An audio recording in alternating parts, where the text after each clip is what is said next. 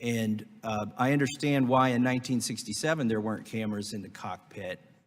Can you speak to why we don't have cameras in the cockpit, cameras that are cheap and would answer so many of these questions we're still speculating about, it seems? Mr. Sumwalt, please. Thank you very much for that question. The NTSB has, in fact, recommended that I'm talking about for commercial flights, of course. that's right. Cockpit image recorders should be required for commercial flights. We have, for airline flights, we have made that recommendation, and it has not been acted upon.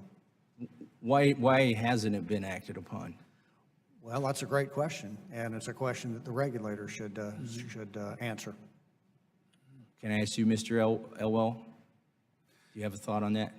So the FAA works with our colleagues at the NTSB very closely. And we take every recommendation the NTSB makes and we examine it and we evaluate it for safety of flight. And that is our first and foremost consideration.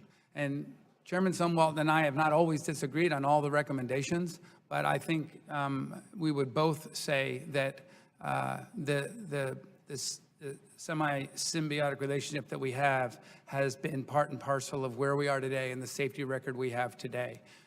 I also wanted to follow up on the camera in the cockpit suggestion. So you make the suggestion to the regulator, but none of those suggestions are made public. That doesn't come to Congress.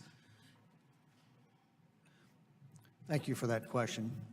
We do not issue recommendations directly to Congress. However, when Congress asks for our input, we do, in fact, provide a list of all open recommendations, and thankfully, oftentimes those recommendations end up getting folded into legislation.